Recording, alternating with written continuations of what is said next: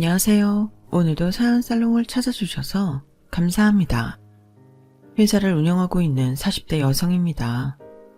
명문대를 나온 남편을 제치고 고졸인 제가 시아버지 회사를 물려받았을 때 주변에선 말들이 참 많았어요. 특히 저희 시어머니는 눈까지 까디집고 막말을 퍼부어대셨죠. 아무도 제가 지금의 이 자리까지 오르리라고는 생각하지 않았기에 충격은 컸을 거예요. 제 자신조차도 이런 결말을 기대하지는 않았으니까요. 저는 고등학생 때까지도 제 진로에 대한 확신이 없었어요. 공부에 두각을 나타내지도 않았고 그렇다고 실업계 쪽으로도 소질이 있었던 게 아니었거든요. 예체능은 말할 것도 없고요. 그런 제게 담임선생님이 그러시더라고요. 서울에 있는 전문대나 하다못해 이름 없는 지방대라도 나와야 네가 사회에서 사람 곳이라고 살 수 있어. 너 이러고 고등학교 졸업하면 뭐 해먹고 살 거니? 평생 편의점 알바나 하고 빌빌대면 살 거야? 그러니까 선생님 말 들어. 어떻게든 2학기까지 성적 좀 끌어올려서 대학 문턱이라도 가보자고.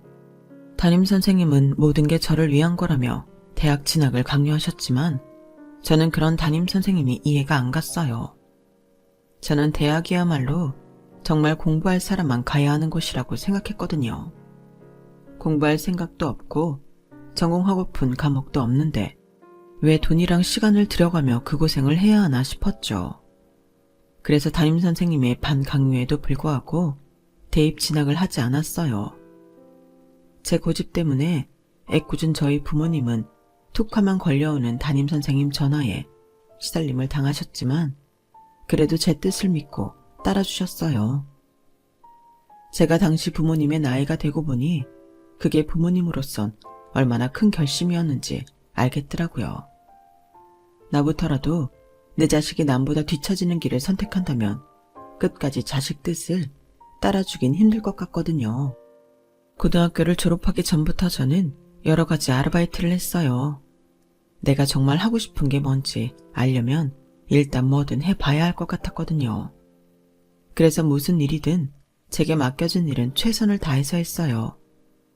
우유 배달을 할 때도 어떻게 하면 배달 시간을 최소화해서 빠르고 정확하게 배달할 수 있을지를 고민했고, 갈비집에서 서빙을 할 때도 어떻게 하면 고기를 태우지 않고 결을 살려 맛있게 구워낼 수 있을지 고민했어요. 편의점 아르바이트나 맘가게 포장 알바, 그 밖에 전단지 알바를 할 때도 마찬가지였죠. 그러다 본격적으로 새로운 일을 시작하게 되었는데 그 시작은 이랬어요. 그날도 여느 때처럼 편의점 오전 아르바이트를 마치고 저녁 시간대에 고깃집 알바를 하고 있었는데 모델처럼 멋진 여자 서너씨 가게로 들어오더라고요. 다들 키도 크고 얼굴도 예뻐서 주변 테이블에 앉아있던 남자 손님들의 시선을 한눈에 사로잡고 있었죠. 마침 그 테이블을 담당한 게 저라서 고기를 들고 테이블로 갔어요. 고기를 구우면서도 귀는 손님들의 대화에 열어둔 채 말이죠. 들어보니 이분들은 모델이 아니라 행사 도우미더라고요. 기업이나 학교, 관공서 등에서 행사를 할 때 단상에 함께 올라 상장이나 꽃다발도 건네고 때에 따라서는 마이크를 잡고 식순에 따라 행사 진행까지 하는 일이었어요. 그래서인지 다들 자세도 바르고 목소리 톤이나 헤어와 손톱 정리까지 깔끔하고 가지런하더군요. 한창 그분들 얘기를 귀동냥을 하며 고기를 굽고 있는데 그중 한 분이 그러시는 거예요. 키가 어떻게 돼요? 꽤 커 보이는데? 170이요. 그건 왜 물으세요? 아, 다름이 아니라 내가 이런 일을 하는 사람이에요. 그분은 제게 명함을 건네곤 말을 이어갔어요. 키도 크고 외모도 수려하신데 우리랑 같이 일해볼 생각 없어요? 지금 하는 일보다 보수도 세고 근무 조건도 좋거든요. 그날은 일단 명함만 받아뒀는데 이상하게 자꾸 미련이 남더라고요. 그래서 전화를 걸어봤죠. 그랬더니 사무실로 나와보라고 하더라고요. 그래서 깔끔하게 차려입고 사무실로 찾아갔더니 제가 마음에 들었는지 바로 일을 해보자고 했어요. 그리고는 사무실에서 간단한 업무 교육을 받고 바로 현장에 투입되었죠. 처음 투입된 곳은 시상식장이었어요. 소규모 행사였기 때문에 딱히 어려울 건 없었지만 아무래도 경험이 없다 보니 떨리긴 엄청 떨리더라고요. 다행히 경험이 많은 선배님이랑 2인 1조로 움직인 거라서 실수 없이 진행할 수 있었어요. 그렇게 시작한 일은 전시회, 박람회, 시상식 등 여러 행사로 이어졌고, 그러다 시간이 지나면서 저는 의전 도우미로 주로 파견이 되었어요. 딱히 분야가 정해진 거는 아니었지만 일을 하다 보니 자연스레 분야가 나눠지게 되더라고요. 행사가 많은 달은 평일 주말 할 거 없이 전국을 다니며 일을 했고, 덕분에 수입도 어지간한 간부들 월급만큼 벌기도 했죠. 물론 행사가 적은 달에는 그만큼 수입도 적었지만요. 그래도 연봉을 따져보면 대기업 부장급 정도는 됐으니 많이 벌기 많이 버는 폭이었어요. 이 일을 시작한 지 7년차 정도 되었을 땐데, 그날은 예약됐던 행사가 날씨 때문에 취소가 되는 바람에 동료들과 함께 술자리를 갖게 되었어요. 다음날 스케줄을 잡힌 사람들도 있어서 간단하게 사무실 근처 바에서 칵테일을 마시기로 했죠. 그런데 거기서 헌팅이 들어온 거예요. 상대 남자분들은 근처 회사에 다니는 직장인들로 이름만 대면 알만한 대기업 직원들이더라고요. 저희들한테도 무슨 일을 하냐고 물었는데 길게 대화할 일 없을 것 같아서 그냥 회사원이라고 둘러댔죠. 그리곤 간단하게 칵테일 한 잔을 마시곤 먼저 자리에서 일어났어요. 그도 그럴 게 상대 남자들 중에 되게 재수없는 인간이 하나 있어서 더 있고 싶지 않았거든요. 자기는 명문대를 나와 대기업에 다니고 있으며 자기 부모님은 유명한 로펌 파트너 변호사인데 자기한테 말만 하면 사건 수임료도 싸게 해주겠다고 하더군요. 그러면서 느끼한 표정으로 저와 동료들 몸을 희끗대는데 정말 토쏠려 죽는 줄 알았어요. 솔직히 그 일행들 중에는 꽤 괜찮은 남자도 있었어요. 매너도 좋고 품위가 느껴지는 남자였죠. 하지만 함께 어울리는 사람을 보니 초록은 동색이다 싶어서 마음을 접고 나을 수밖에 없었어요. 그 일이 있고 한 달쯤 지났을까요? 저는 의전 도우미로 중소기업인들이 모이는 시상식에 가게 되었는데 거기서 일전에 만났던 남자와 조우하게 된 거예요. 제가 꽤 마음에 들어했던 매너 좋고 품이 있던 그 남자였죠. 그 남자는 자기 아버지가 그날 상을 받게 되어서 축하할 겸 왔다고 하더군요. 그러면서 자기 아버지를 소개해 주었는데 방금 전 단상에서 제가 꽃다발을 건네드렸던 분이었죠. 부모는 자식의 거울이라더니 아버님을 보니 그 남자에 대한 제 판단이 틀리지 않았다 싶더라고요. 품위도 있으시고 역시나 매너도 좋으셨어요.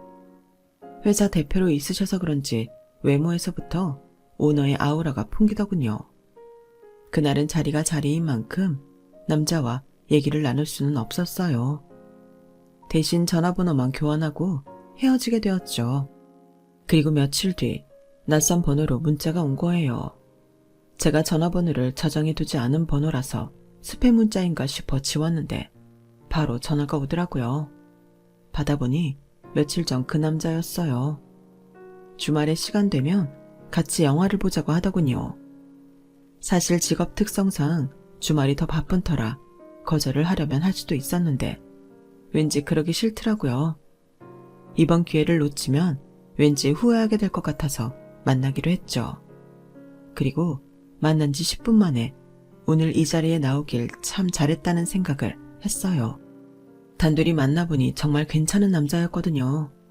생각도 바르고 능력도 있고 무엇보다 타인을 무시 않는 행동과 화법이 인상적이더라고요. 그날 함께 바에 왔던 사람들은 입사 동기들인데 가끔 동기들이 뭉칠 때 자리를 함께 하기는 하지만 평소 그리 친하게 지내는 편은 아닌 것 같았어요. 그날 동기 중 한 사람에 대한 인상이 안 좋아서 오늘 이 자리에 나오는 걸 망설였다고 하자 왠지 그럴 것 같았다고 하더군요. 그날 바에서 저한테 애프터 신청을 하고 싶었는데 그 자리에서 제 표정이 워낙 안 좋아서 포기했다고 하더라고요. 그런데 아버지 덕분에 다시 만나게 돼서 이건 인연이다 싶었어요. 민정씨, 이것도 인연이라면 인연인데 우리 진지하게 만나볼래요? 그렇게 시작된 만남은 2년 넘게 이어졌고 제가 30이 되던 해 결혼을 하게 되었어요. 인사를 드리러 처음 예비시댁에 찾아갔을 때 아버님은 일전에 저에 대해 좋은 인상이 남아있었는지 반겨주셨어요. 하지만 어머님은 애매한 표정이었죠. 그러다 제 학벌과 직업 이야기가 나오자 상황이 좀 달라졌어요. 대학 진학을 않고 그동안 했던 일들과 어떤 자세로 일에 임했는지에 대해 시부모님 앞에서 장황하게 말씀드리는데 진지한 표정으로 고개까지 끄덕이며 들어주시는 아버님과 달리 어머님은 대놓고 인상을 팍 쓰시더라고요. 그리고는 혼잣말처럼 그러시는 거예요. 생긴 건 그렇게 안 생겨가지고는 고졸이 뭐야? 어머님의 말씀에 순간 움찔했어요. 사실 제 입으로 이런 말을 하긴 뭐하지만 제 외모 때문에 평소 오해를 좀 사긴 하거든요. 외모만 봐서는 제가 명문대 출신으로 대기업에서 잔뼈가 굵은 사람처럼 보인다고 하더라고요. 큰 키에 바른 자세, 무엇보다 행동과 말투가 딱 부러지고 늘 당당해 보여서 그런가 봐요. 행사 도우미 일을 시작할 때부터 하도 그런 말을 들어와서 크게 신경을 안 썼는데 어머님 표정을 보니 이번에도 그런 오해가 있던 모양이었어요.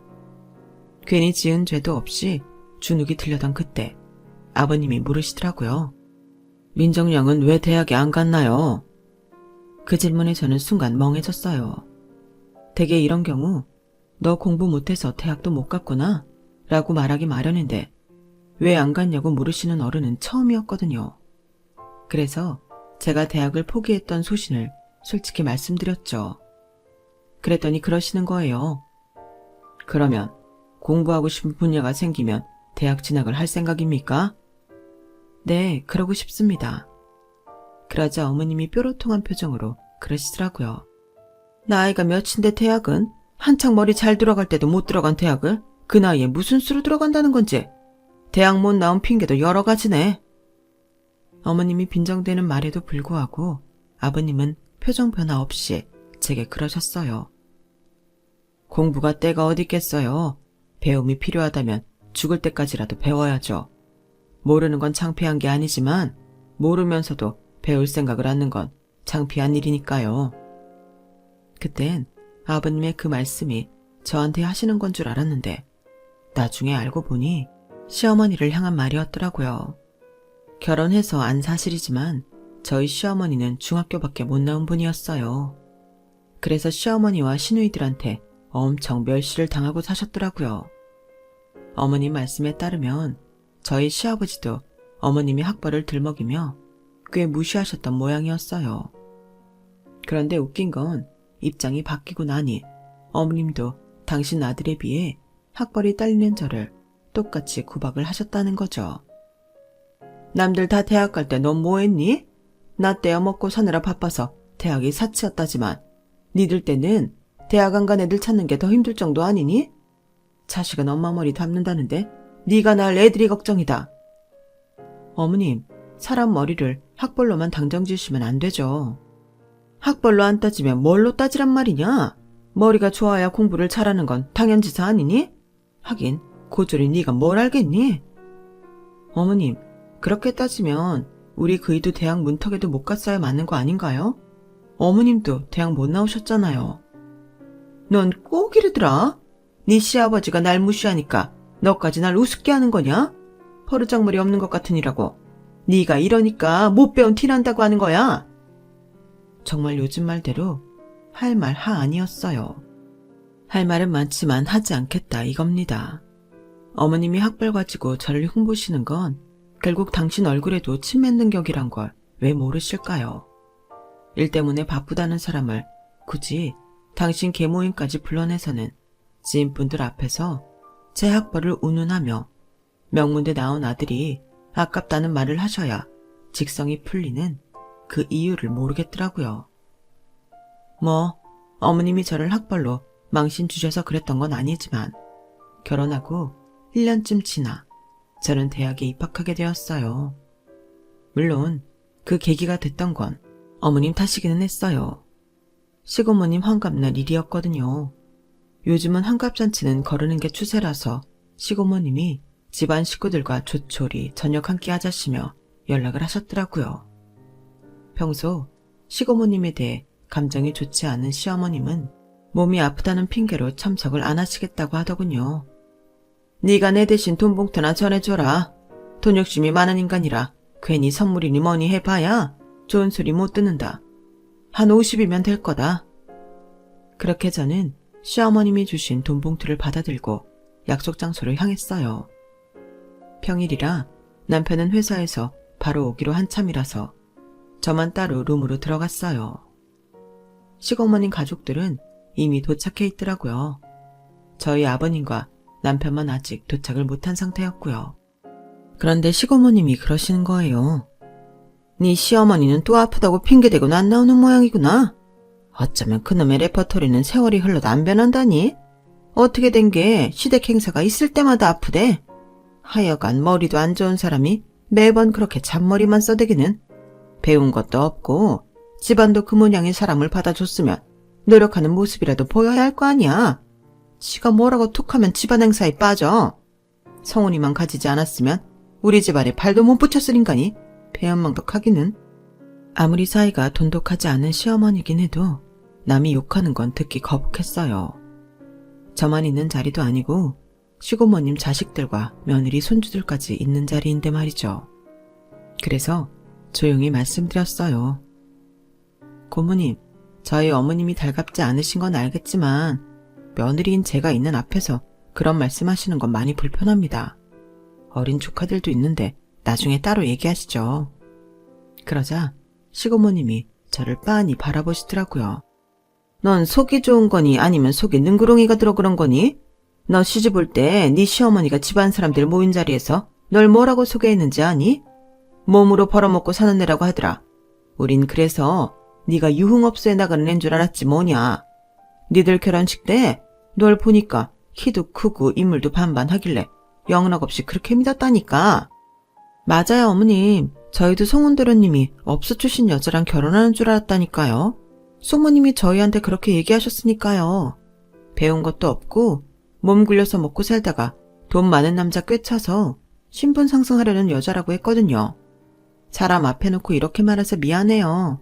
그땐 숙모님 말만 듣고 우리도 오해를 했지 뭐예요. 하여간 나이 먹고 하는 짓거리 하고는 나중에서야 네 시아버지랑 성훈이한테 네 직업 얘기 듣고 기함을 토했잖니. 번듯한 직업을 가진 며느리를 두고 어떻게 시어머니라는 사람이 그런 식으로 말을 한다니. 그런데도 넌 네 시어머니 편을 들겠다는 거야. 넌 속도 없어. 네가 이렇게 무르게 구니까 네 시어머니가 뒤에서 널 깎아내리고 다니는 거다. 정신 차려 이거사. 와, 그 소리를 듣는데 정말 머리에 총이라도 맞은 것처럼 띵 하더라고요.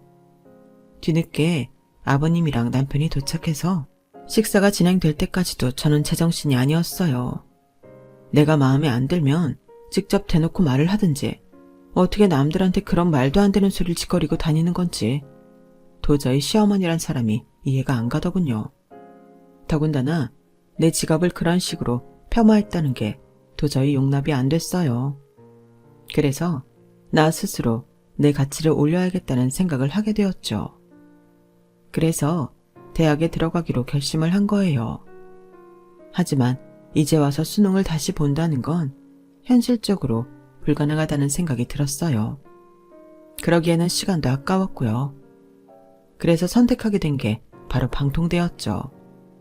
의전 진행을 하다 보니 경영인들을 종종 만나게 되는데 그중 정말 닮고 싶은 분들이 꽤 있더라고요. 남다를 경영 철학을 바탕으로 작지만 내실 있는 회사를 키워가는 분들을 보니까 나도 저분들처럼 사업을 해보고 싶다는 생각이 들어서 경영학과에 진학하게 되었죠. 온라인으로 듣는 웹 강의와 오프라인 출석 강의로 구성되어 있어서 매일 학교에 나가지 않아도 되니 저한테 딱이었어요. 스케줄을 유동적으로 구성할 수 있는 직업 특성 덕분에 출석 강의 땐 행사를 잡지 않으면 되었으니까요. 하지만 선배들 말 맞다나 방통대 생활이 엄청 빡세더라고요. 그냥 집에서 설렁설렁 웹 강의나 들으면 졸업할 수 있는 걸로 착각한다면 진짜 오산이에요. 의지가 약하면 절대 졸업 못해요. 차라리 매일 강의실에 모여 강의를 듣는 거라면 오히려 편하겠다는 생각이 들 정도였죠. 그래도 제가 관심 있어 하는 분야 강의라서 끝까지 버틸 수 있었어요.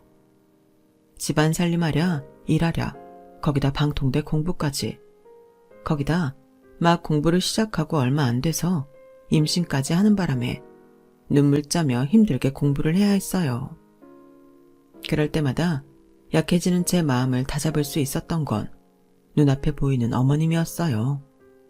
어머님을 볼 때마다 속으로 다짐했거든요. 나는 절대로 저렇게 형편없는 사람은 되지 않겠다. 반면교사라고 하죠. 어머님을 닮지 않기 위해 저는 이를 악물고 공부를 했고 육아를 병행하면서도 4년 만에 학사학위를 따서 졸업을 할 수 있었어요. 그동안 옆에서 제가 어떻게 공부를 했는지 모두 지켜본 남편은 제 졸업장을 서재 책상 중앙에 펼쳐서 세워주었어요. 그리고 졸업식이 있던 그날 아버님은 꽃다발을 들고 제 졸업식장까지 와주셨죠. 저희 부모님이 진작 대학 공부를 못 시켜놔서 죄송하다고 하자 아버님은 오히려 손사래를 치셨어요.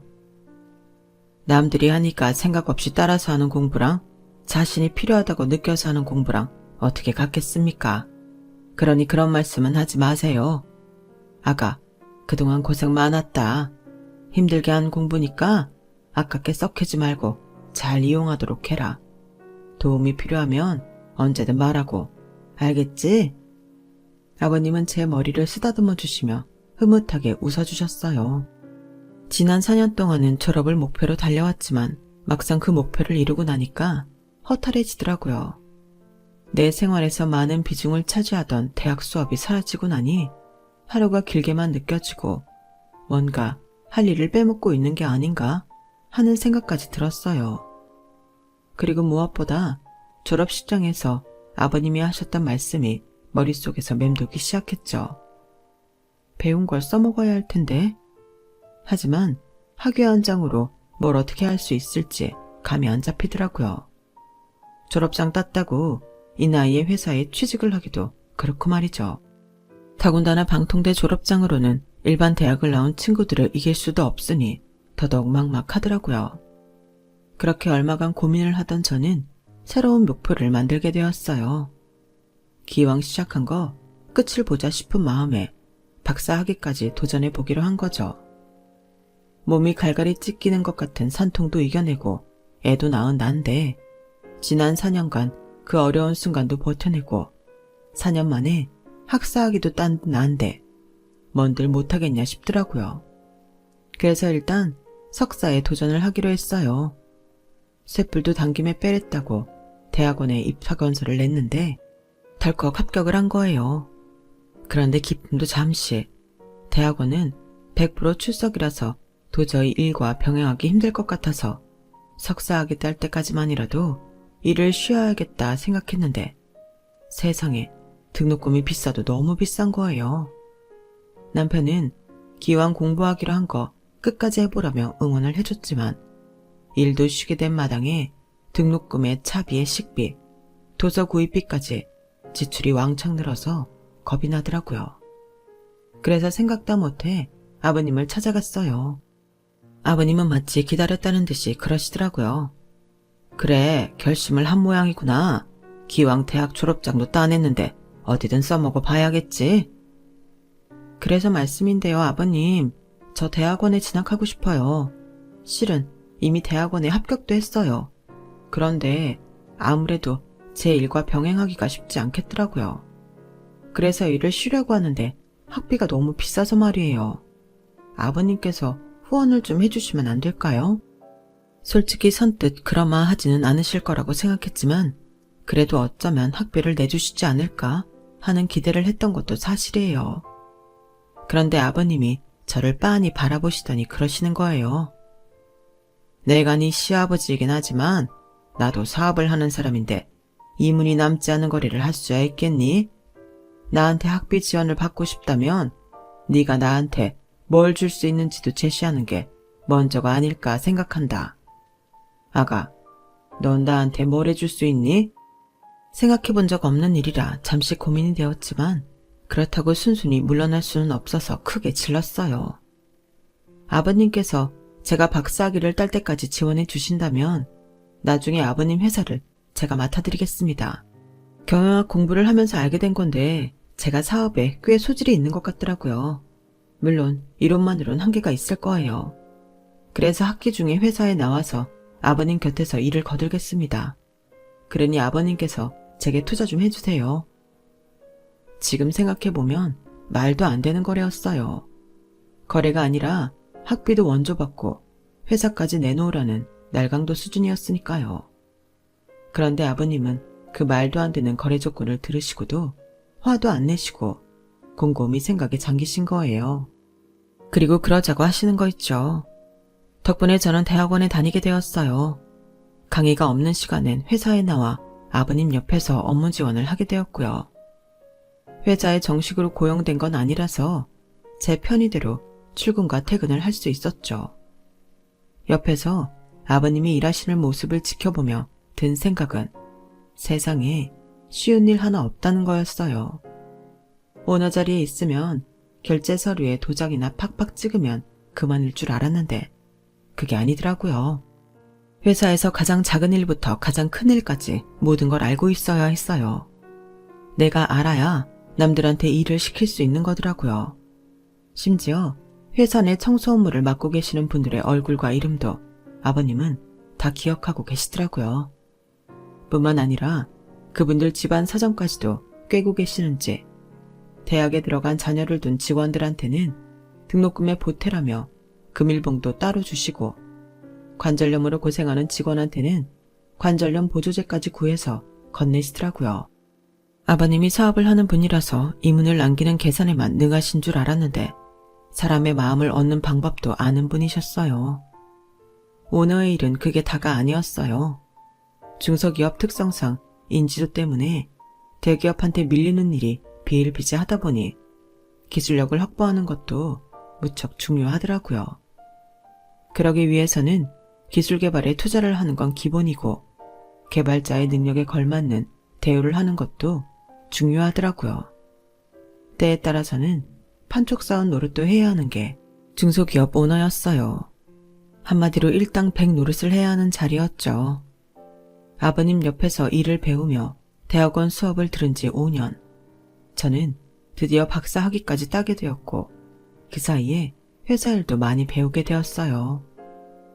석사를 마친 시점부터 아버님 회사에 정식으로 입사했거든요.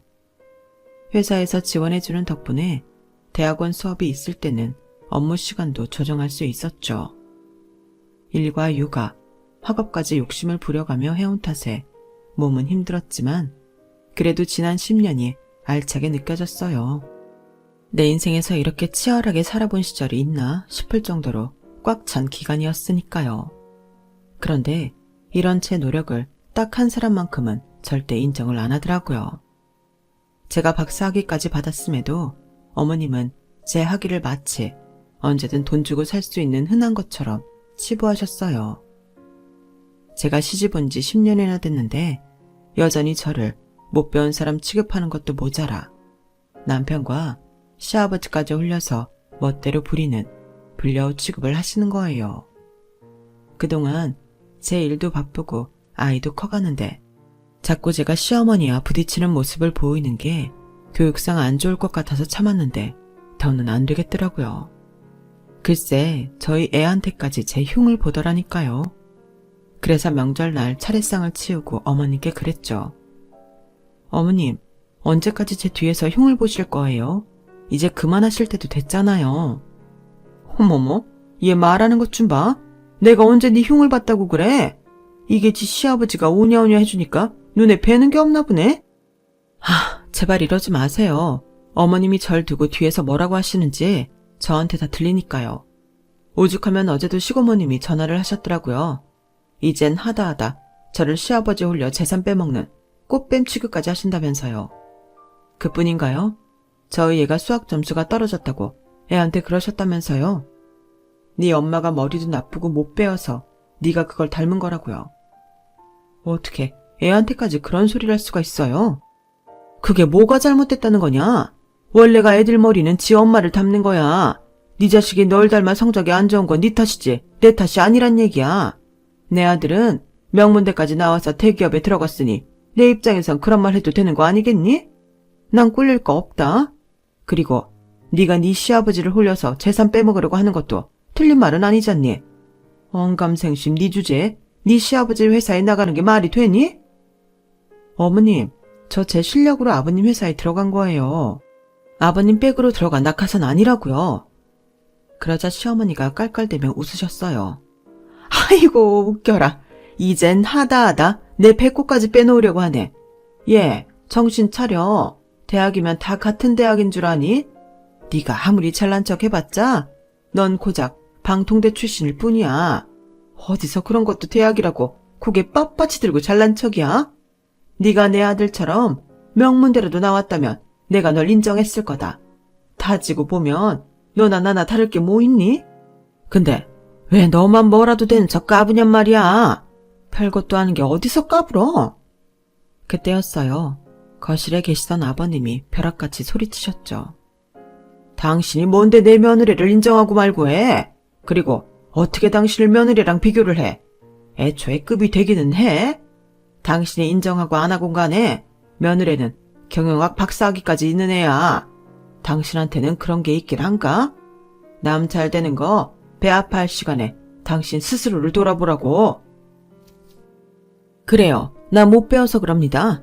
당신이 이날이 때까지 나 가방끈 짧다고 하도 구박을 해서 며느리만 대접받는 게 눈꼴시려 그랬어요. 얘나 나나 뭐가 달라요? 다른 게 있다면 당신이 나한테는 못 배웠다고 타박했고 얘한테는 학비까지 대주며 공부시킨 거 그게 다른 거잖아요. 나도 당신이 얘한테 해준 것처럼 옆에서 응원해주고 물심양면 도와줬다면 그 긴 세월 시집 식구들한테 가진 구박 안 받고 떳떳하게 살았을 거라고요. 어머님은 급기야 바닥에 주저앉아 땅을 치며 통곡했어요. 그런데 평소엔 이쯤에서 물러나시던 아버님이 그날따라 멈추지 않으시더라고요. 이 사람아, 언제 내가 당신을 무시했다고 그래? 당신이 우리 부모 형제들한테 무시당할까봐 내가 진작부터 그랬잖아. 공부를 하겠다면 학비를 대주겠고 기술을 배우겠다면 학원에도 보내주겠다고. 그런데 당신이 뭐라 그랬어? 공부 가르쳐서 나한테 돈 벌어오게 하려고 닥달하는 거냐? 울고불고 따지지 않았냐고. 그래놓고 이제 와서 내 탓을 해? 자기 자신도 포기한 사람을 어떻게 내가 돕느냔 말이야.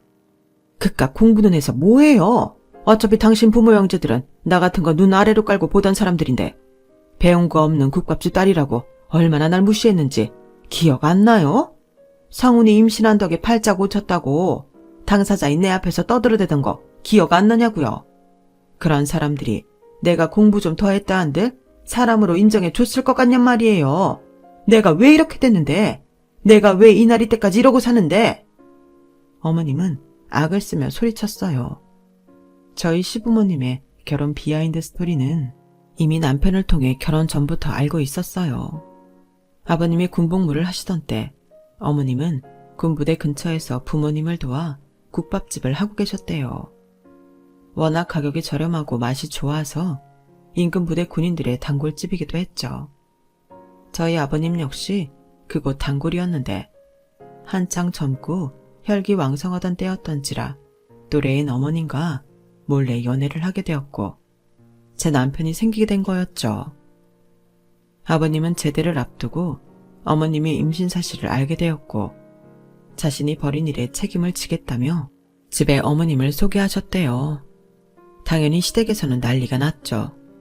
명문고에 명문대까지 나온 아들이 중학교밖에 못 나온 국밥집 딸이랑 결혼을 하겠다니 왜 놀라지 않았겠어요.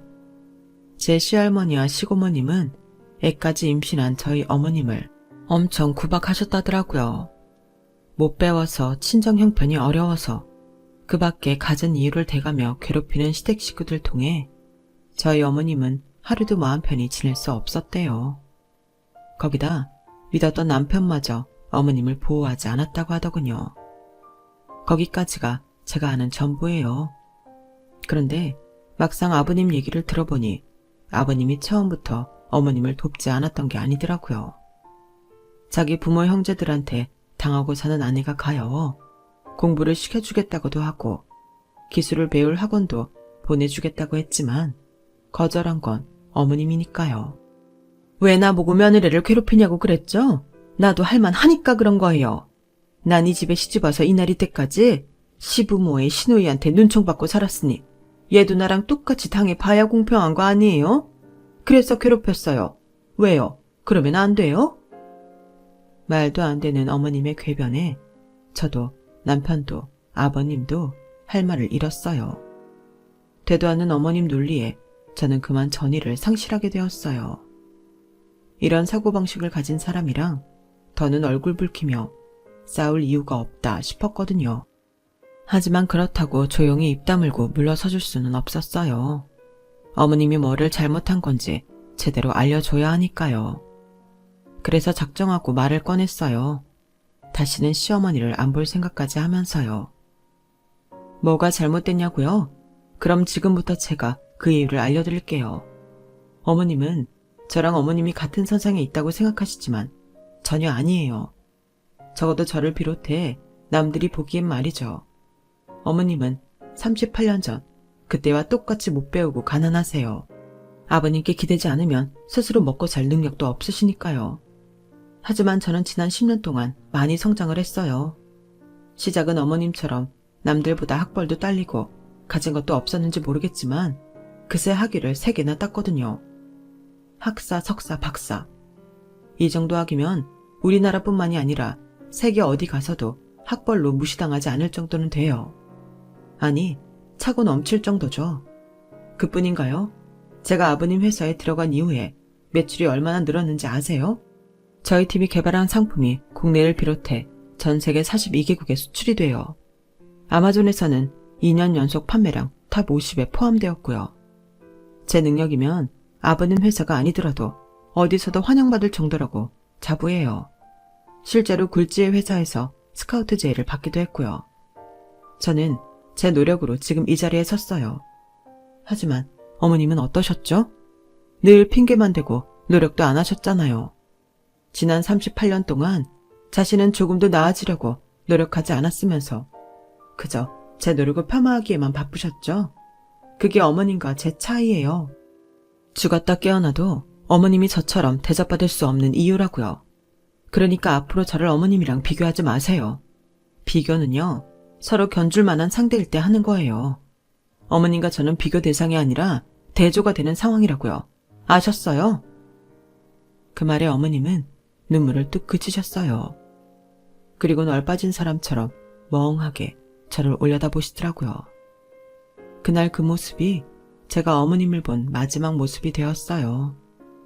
저희 시부모님이 이혼을 하셨거든요. 혹여 저 때문에 시부모님이 파경을 맞게 된 게 아닐까 걱정했는데 아버님 말씀을 들어보니 그런 건 아니더라고요. 이미 오래전부터 아버님은 어머님과의 이혼을 생각해 오셨고 이제 그때가 온 것뿐이라고 하셨거든요. 그리고 저는 오늘도 열심히 가사와 육아 그리고 일을 병행하며 살고 있어요. 남들은 그런 저를 슈퍼 어머니라고 말하지만 사실 그 정도는 아니에요.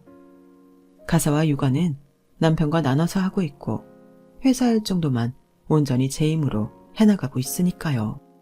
하지만 이거 하나만은 확실히 말할 수 있어요. 모르긴 해도 앞으로 10년 뒤에 저는 더 나은 사람이 되어 있을 거란 거예요. 왜냐하면 저는 앞으로도 최선을 다해 노력할 테니까요. 아버님과 약속한 대로 제가 회사를 물려받으려면 그에 걸맞는 사람이 되어야 하지 않겠어요? 처음부터 입에 금수저를 물고 태어나지는 않았지만 내 노력으로 금수저든 금젓가락이든 만들어낼 수 있다면 그거야말로 가치 있는 인생이 아닐까 생각합니다. 그래서 오늘도 파이팅 하려고요. 지금까지 제 사연을 들어주셔서 감사합니다. 여러분의 앞날이 항상 꽃길이시길 진심으로 바라겠습니다. 여러분, 사연 댓글에 응원과 현명한 조언 부탁드려요. 좋아요와 구독은 저에게 큰 힘이 됩니다. 오늘도 좋은 일 가득하세요.